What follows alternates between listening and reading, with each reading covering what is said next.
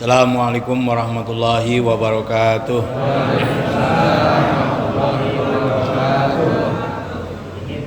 Bismillahirrahmanirrahim.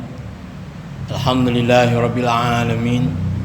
Wassalatu wassalamu ala sayyidina Muhammadin asyrafil mursalin. Sayyidina wa maulana Muhammadin wa ala alihi wa sahbihi ajma'in. Amma ba'du fa inna asdaqal hadithi kitabullah wa khairul hadi hadi Rasulillah wa syarrul umuri muhdatsatuha fa inna kulla muhdatsatin bid'ah wa kulla bid'atin dhalalah wa kulla dhalalatin finnar. Wa bisanadil muttasilil al muallif rahimahullahu taala wa adama naf'a bihi wa bi barakati ulumihi wa bikum fid darain minal Fatihah.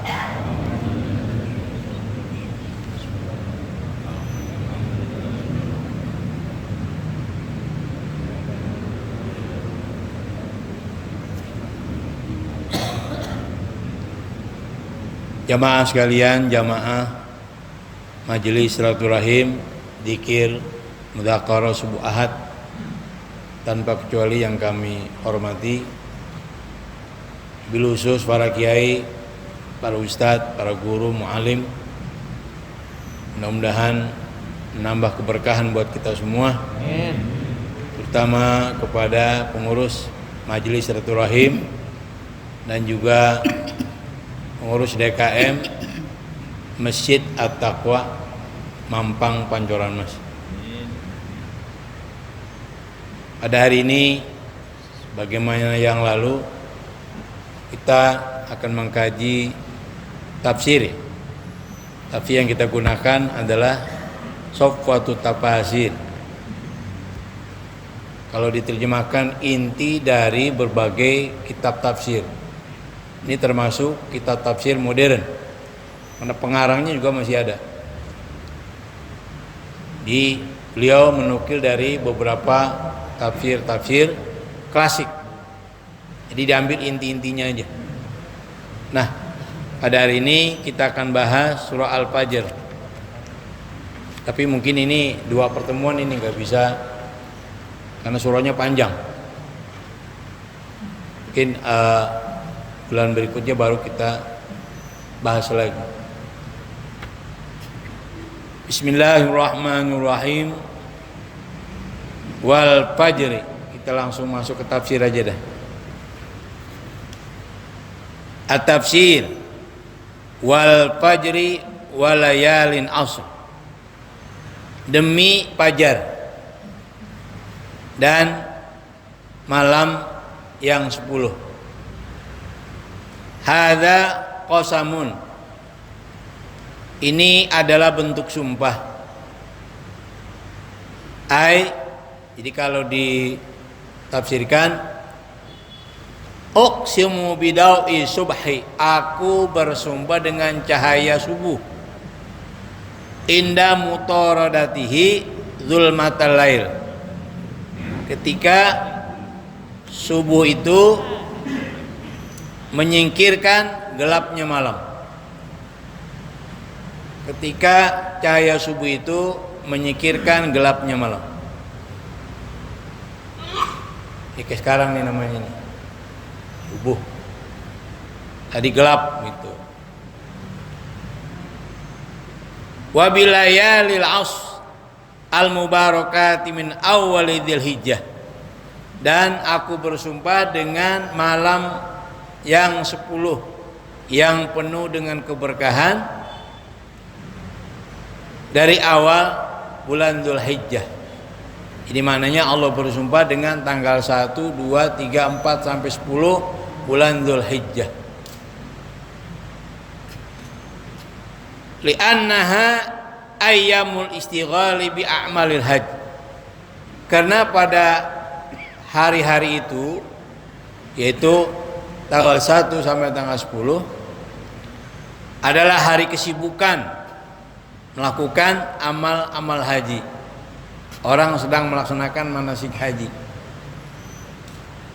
Qala al-mufassiruna, para ahli tafsir menafsirkan, aqsama ta'ala fil fajri lima fihi min husu'il qalbi fi hadrati rabb.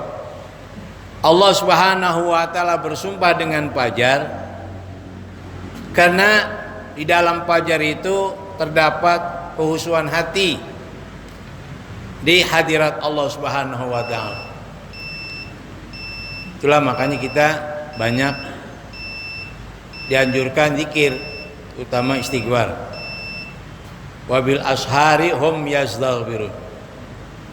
Bahkan menjadi amaliyah para anbiya sebelum Nabi kita Muhammad sallallahu alaihi wasallam dua waktu tuh, bil asyi wal ibkar, sore dan pagi hari. Nah, Allah Subhanahu wa taala bersumpah dengan fajar karena situlah hati khusyuk. Ngaji enak Pak habis subuh. Ya. Hati udah kosong dah tuh. Dari alaikud dunia, dari berbagai macam kaitan-kaitan dunia. Seger kita. Nah, itu bagus buat zikir, menimba ilmu dan hal-hal yang manfaat. Saat itu kita berada pada titik di mana kita dekat dengan Allah Subhanahu wa taala. Atau merupakan peluang untuk bisa dekat kepada Allah Subhanahu wa taala. Orang dekat sama Allah itu enggak gampang, Pak. Makanya kita syukuri aja kalau kita bisa mengisi waktu-waktu yang hebat untuk ingat kepada Allah Subhanahu wa taala. Ini kayak gini nih. Yang enak kan ngebungkel atau orang Betawi. Bapak paham enggak ngebungkel? Bekredong. Ya, udah gerimis lagi kan. Mantep banget ini. Tapi kita lawan. Nah, ini dalam rangka kita takarub kepada Allah Subhanahu wa taala. Wa bilayalil fadilatil mubarakati, dan Allah bersumpah dengan malam-malam yang penuh keutamaan dan penuh keberkahan. Wahya asru Dzulhijjah, yaitu 10 Dzulhijjah. Mananya 10 hari Dzulhijjah. Li'annaha afdalu ayyamis sanah, karena 10 hari Dzulhijjah adalah hari yang utama dalam satu tahun. Kama tabata fi Sahih Bukhari, sebagaimana tertera dalam Sahih Bukhari, ma min ayyamin, tidak ada satu hari, al amalu sholihu ahabu ilallah, di mana amal soleh itu lebih Allah cintai, fihinna, pada hari itu, min hadil ayyam, daripada hari-hari ini. Artinya tidak ada satu hari yang paling Allah cintai kecuali hari-hari di bulan Dzulhijjah, yaitu tanggal 1 sampai tanggal 10. Jadi kalau kita beramal soleh di situ luar biasa. Makanya kita disunatkan puasa. Puasa dari tanggal 1. Ya nanti pas tanggal 10 selesai dulu. Karena nggak boleh puasa di hari Idul Adha. Ada orang nanya, apa tarwiyah saja Pak Ustadz? Apa Arafah saja? Enggak, kalau bisa dari tanggal 1. Kalau tarwiyah kan tanggal berapa? 8. Arafah tanggal 9. Padahal sesungguhnya dari tanggal 1 kalau bisa. Ya udah, daripada kagak ya. Ada yang ambil Arafah doang katanya. Kata tarwiyah doaib katanya. Makan tuh doaib. Orang sekarang dikit-dikit doaib ya. Terus yakni Asra Dzulhijjah, yang dimaksud adalah 10 dari Dzulhijjah. Qalu walal jihadu fi sabilillah. Mereka, siapa sahabat bertanya, walal jihadu fi sabilillah, tidak juga jihad ya Rasulullah? Artinya apakah jihad juga ada di bawah itu gitu? Qala walal jihadu fi sabilillah, tidak juga jihad di jalan Allah. Artinya kalau mau dibanding masih afdal 10 hari Dzulhijjah daripada jihad. Illa rajulan kharaja bi nafsi wa malihi tsumma lam yarji min dzalika bi syai'. Ada yang mengalahkan 10 Dzulhijjah kecuali seseorang yang keluar untuk mengorbankan dirinya, hartanya, kemudian kagak balik lagi itu orang. Dirinya kagak balik, hartanya kagak balik. Artinya dia mati syahid. Mati dalam jihad fi sabilillah. Gak cuma dirinya, hartanya juga keluar. Itu mungkin yang bisa membandingi pahala beramal soleh di bulan Dzulhijjah dengan orang yang keluar mengorbankan diri dan hartanya. Gak balik lagi dah. Tapi bukannya bom bunuh diri, bukan, itu mah mati sangit itu mah. Ya. Pengen buru-buru ketemu bidadari orang sekarang. Gak sabar banget. Padahal bidadari juga gak mau nemuin dia. Kenapa? Mau siapa yang menemuin nama orang angus kan begitu. Siapa yang menemuin orang angus gitu? Palanya di polsek gitu.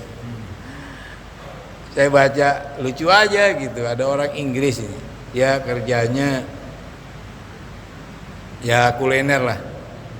Dia nyusun jadwal. Kalau umpama nanti dia mati, dia masuk surga, dia susun tuh schedule tuh, apa dulu yang bakal dikunjungin. Yakin banget. Dia akhirnya ditangkap karena dituduh teroris, berencana ingin ngebom. Tapi itu nyusun tuh, dicari kertas, ditaruh di dompetnya. Kalau di nanti masuk surga gitu, dia bakal ketemu bidadari, kan dijanjikan 72. Nah, diambil 2 dari yang 70, dibuat gandengan aja kata gitu. Ampun ya, orang surga kayak punya dia sekarang. Ya. Nah, ini bukan yang itu yang kita pahami. Jihad juga mananya banyak, bukan cuma angkat senjata.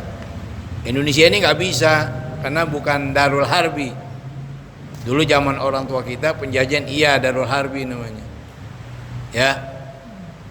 Dalam keadaan damai kita nih. Jihad dimanakan yang lain, menimba ilmu, membantu orang-orang yang nggak mampu, itu namanya jihad juga. Jangan dimanakan sempit.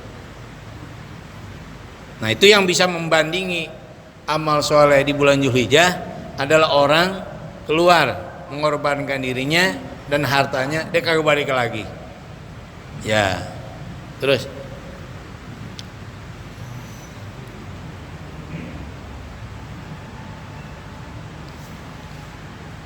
wasyab'i wal watar, demi ganjil, demi genap dan ganjil. Ai wa uqsimu bizawdi wal fardi min kulli syai'. Aku bersumpah dengan genap dan ganjil. Min kulli syai', dari segala sesuatu. Faka'annahu ta'ala aqsama bi kulli syai'. Jadi seakan-akan Allah Subhanahu wa taala bersumpah dengan segala hal. Sampai jumlah ganjil genap Allah bersumpah itu. Ini maknanya apa ini? Li'annal asya'a imma zaudun wa imma fardun. Karena sesuatu itu ada kalanya ganjil, ada kalanya juga genap. Ada kalanya genap, ada kalanya ganjil. Ahuwa qasamun bil khalqi wal khaliq, atau ini adalah sumpah dengan makhluk dan penciptanya. Fa innallaha ta'ala wahidun witrun wal makhluqatu dzakarun wa untha sab'un. Karena Allah Subhanahu wa taala adalah esa, itu namanya witir namanya. Sementara makhluk laki-laki dan perempuan itu namanya genap. Nah ini kan maknanya ya. Kalau kita baca terjemah ya segitu doang. Demi genap dan ganjil. Maksudnya apa? Allah bersumpah dengan makhluk dan juga dengan dirinya. Allah bersumpah dengan dirinya sebagai pencipta, juga makhluk. Makhluk itu cuma dua jenis, nggak ada jenis ketiga. Kalau nggak laki perempuan gitu aja. Jadi kalau ada jenis ketiga, penyakit itu, penyimpangan. Ya, yang lagi rame siapa itu? Lucinta Luna. Ini orang laki apa perempuan dia? Sumpah serapah, saya ini perempuan. Begitu masuk penjara 10 hari kumisan mak bewokan. Dikerjain sama polisi, masuk dia di penjara, mungkin kagak dikasih ini kali apa? Sekarang udah kumisan menjenggotan kan? Laki-laki, ngerti nggak? Lucu aja pak ya. Itu kan penyimpangan, penyakit gitu namanya. Emang masya Allah, cewek aja kalah cakepnya sama dia. Ya, sempita seorang tertarik sama dia, tapi sebenarnya dia laki-laki. Saya pernah ke Thailand pak, masya Allah.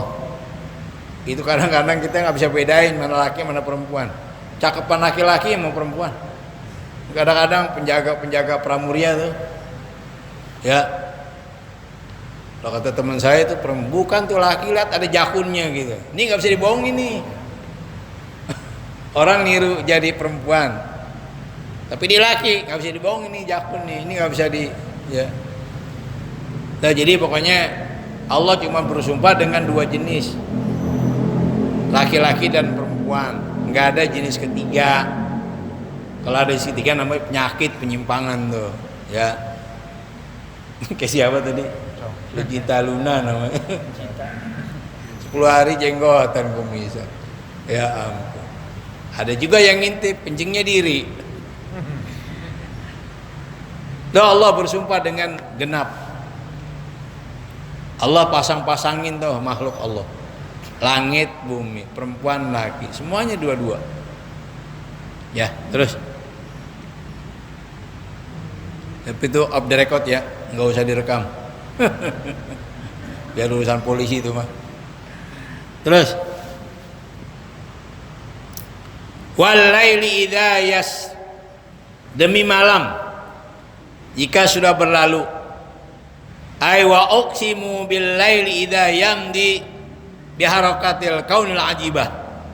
Aku bersumpah dengan malam jika berlalu dengan geraknya alam yang menakjubkan ini, ya kan, gerak. Wa taqidu bi suryanihi lima fi min wuduhid dilala ala kamalil qudrah. Diikat dengan kalimat berlalu karena di dalam sumpah itu menjelaskan dalil atas kesempurnaan Allah yang Maha Kuasa. Jadi sebenarnya semua yang Allah jadikan sumpah itu supaya kita berpikir bahwa itulah kesempurnaan kekuasaan Allah Subhanahu wa taala. Siapa yang bisa menjadikan malam dan siang? Siapa yang bisa mengedarkan planet ini? Bapak sekalian, pernah saya kupas. Kalau ada alam bergerak itu dalam ilmu balaghah namanya majas, bahasa kiasan. Wasamsu tajri limustaqarril laha, matahari beredar pada garis edarnya. Matahari beredar pada orbitnya, pada falaknya. Apakah matahari beredar sendiri? Enggak. Kalau orang suka ngaji tauhid, ini kalimat majas nih, kalimat kiasan. Jadi Allah yang mengedarkan matahari pada porosnya. Alam itu bergerak. Wa muyuharik. Al-kaunu yahrik. Alam itu bergerak. Wa mayuharik. Siapa yang menggerakkan? Nah itu kalau orang bertauhid. Jadi kalau ada makhluk bergerak itu semuanya kalimat kiasan semua ini. Nah disinilah kalau kita lihat pergantian siang dan malam, itu sesungguhnya sedang menggambarkan kesempurnaan kekuasaan Allah Subhanahu wa taala. Ayo, siapa yang bisa menghentikan malam? Apalagi sekarang waktu terasa cepat. Kita semua ngerasain, Pak. Ya udah mau Ramadan lagi, bener nggak? Udah bulan apa sekarang? Rajab, Sa'ban, 2 bulan lagi. Makanya rugi Pak kita kalau nggak isi dengan kebaikan. Tahu-tahu tua. Perasaan gue masih 17 tahun. Tahu-tahu udah mau punya cucu besok. 71 dah. Ya, waktu berputar terus. Kecuali Nabi pernah karena mukjizat. Jadi kalau nggak salah Sayyidina Ali dia belum sholat asar ketiduran. Itu matahari sama Nabi ditahan, jangan terbenam dulu. Ada orang mampang kayak begini. Matahari ditahan, jangan terbenam dulu. Itu karena mukjizat. Tapi itu kan Allah juga yang beri. Sehebat apapun mukjizat, tetap mukjiznya siapa? Allah Subhanahu wa ta'ala. Itu kan kemahakuasaan Allah. Bapak mau tahan umur nggak bisa dibohongin. Tiap hari bertambah umur kita, bukan berarti kan ngurangin umur kita. Luar biasa itu. Ya, tahu-tahu kita tua. Ini kan harus dipikirin. Pergantian malam dan siang, etibar buat kita. Waktu terus berjalan, nggak bisa dihentikan. Karena waktu terus berjalan, ya Allah tanya apa yang kau kerjakan pada waktu itu. Ini banyak orang di sini kejebak ya. Dia kosongin waktu itu, dia nggak manfaatkan dengan baik. Dia digilas oleh zaman, digilas oleh masa. Ra'aitu dahra muhtalifan yadur. Aku lihat zaman itu terus saja berputar, nggak ada yang bisa menghentikan. Nah itu menunjukkan kemahakuasaan Allah Subhanahu wa ta'ala. Buat kita tuh kayak gitu. Jadi ketika Allah walaili idza yas, pikirlah kita dah, nggak ada yang bisa menghentikan waktu. Umur nggak ada yang bisa menghalangi. Makin kesana makin tua kita, bukan makin muda, begitu. Makanya Ibnu Mas'ud kalau udah datang maghrib, dia suka bersenandung, ya ampun, udah maghrib lagi aja, sementara amal saya masih dikit. Saban maghrib dia ngomong kayak gitu. Itu 1500 tahun lalu di zaman Rasulullah Sallallahu Alaihi Wasallam. Beliau kan sahabat. Jadi kalau maghrib tiba, ya ampun, udah maghrib lagi, sementara amal saya belum ada apa-apanya. Padahal beliau tuh ahli ibadah. Itu Pak yang harus kita jadikan iktibar ya terhadap waktu. Lagi ya. Mana tuh? Kita lengkapin aja deh ya.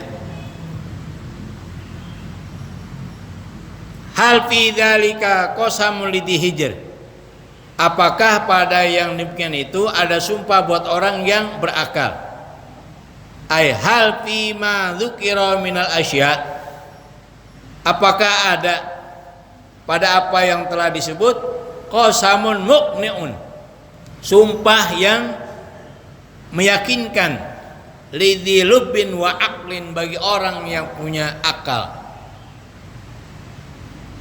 Wal istibhamu takririun, ini namanya pertanyaan tapi menetapkan. Li fakhamati sya'nil umuril muqsam biha, karena besarnya perkara-perkara yang dijadikan objek sumpah. Ini kan ayat-ayat surah-surah juz amma itu kebanyakan sumpah. Artinya begini, paling tidak kita dipinta oleh Allah untuk memikirkan apa yang Allah jadikan objek sumpah. Allah bersumpah dengan fajar, pikirin ada apa tuh fajar. Allah bersumpah dengan berlalunya malam, pikirin ada apa dengan malam. Banyak orang yang gak bisa memanfaatkan waktu malam, tahu-tahu udah pagi lagi. Allah bersumpah dengan 10 hari Dzulhijjah, pikirin tuh, mau nggak kita beramal soleh di situ? Nah makanya akhirnya, ayo, ada nggak sumpah yang paling hebat buat orang yang berakal kalau bukan sumpah-sumpah seperti ini?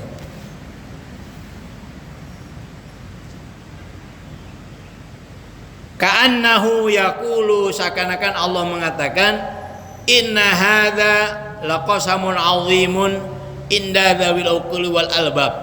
sesungguhnya ini adalah sumpah yang sangat agung inda dzawil uquli wal albab, di sisi orang yang punya otak, yang punya hati.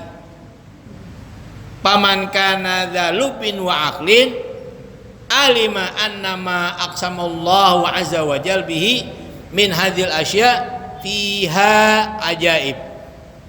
Maka orang yang punya akal, katanya, dia akan tahu bahwa apa yang Allah jadikan sumpah dari benda-benda ini, dari berbagai perkara ini, di dalamnya banyak keajaiban. Cuman kita kan lewat begitu aja. Coba kalau kita pikirin, walaili dayas, pikirin tuh, demi malam kalau sudah berlalu, pernah nggak kita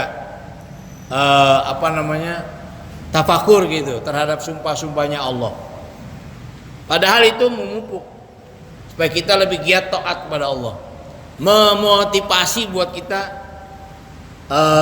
giat taat kepada Allah, ibadah kepada Allah.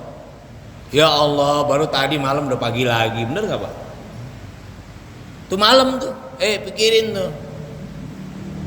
Nah di sini artinya kita paling tidak jangan menyia-nyiakan waktu. Nggak ada yang bisa menghentikan waktu, nggak. Umur nggak ada yang bisa menghentikan. Itu. Yang pada bengong aja. Sama, gue juga bengong. Tahu-tahu udah tua. Ya. Terus kita lengkap ya ayatnya aja. Habis itu ayatnya apa? Hal fi dzalika qasamul lidhijr.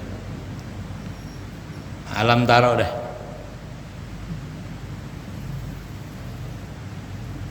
Alam taro kaifa fa'ala rabbuka bi'ad. Tidakkah kau lihat bagaimana Allah melakukan terhadap kaum Ad? Ai alam yabluk ya Muhammad, belum sampaikah kepadamu ya Muhammad, wa yasil ila ilmik, dan sampai kepada pengetahuanmu, madza fa'alallahu bi'ad qaumi Hud, bagaimana Allah memperlakukan kaum Ad, yaitu kaumnya Hud. Irama dzatil imad adanil ula, yaitu Ad yang pertama, ahlu Iram zatil binairof, zatil binairofi. Jadi kaum Ad yang berada di Iram, Iram itu kota, ibu kota kaum Ad ya, yang banyak gedung-gedung yang tinggi, pencakar langit. Jadi kehebatan kaum Ad itu Pak, dia mampu membuat pencakar langit, mampu membuat rumah dari batu. Masih sekarang masih ada peninggalannya. Mahatnya kayak apa? Jadi dulu teknologi udah canggih, orang sekarang aja nggak mampu. Gunung jadi istana, coba bayangin aja. Gunung dipahat jadi istana. Bapak lihat tadi YouTube, ada kan itu ya.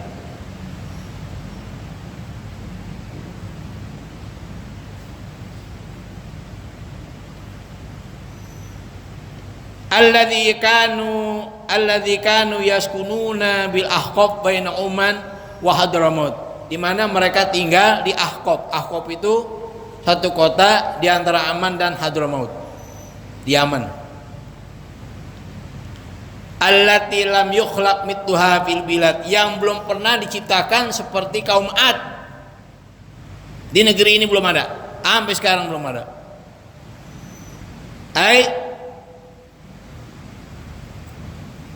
Tilkal qabilatul lati lam yakhluqillahu mitlahum fi quwwatihim. Artinya satu kabilah yang belum pernah Allah ciptakan seperti mereka dalam kekuatannya. Wa syiddatihim wa dakhamati ajsamim, kuatnya, gede badannya gitu. Ya. Itu cuma ada pada kaum Ad, kuat, besar orangnya, dan luar biasa. Coba bayangkan bisa buat istana, gunung dipahat. Kalau gunung kapur makali ya. Le gunung di Yaman marmer apa batu keras dijadiin rumah.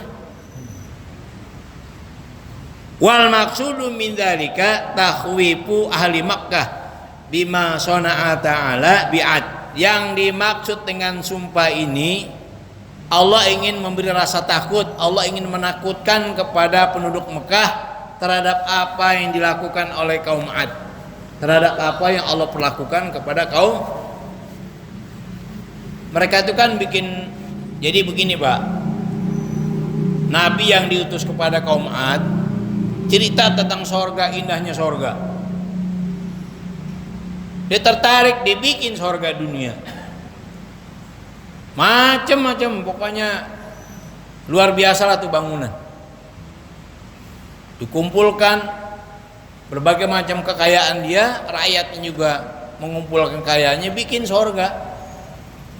Ceritanya begitu mereka selesai bikin sorga dunia, dia ingin nyaingin sorga nih, semua udah kumpul, Allah kirim azab, habis semuanya.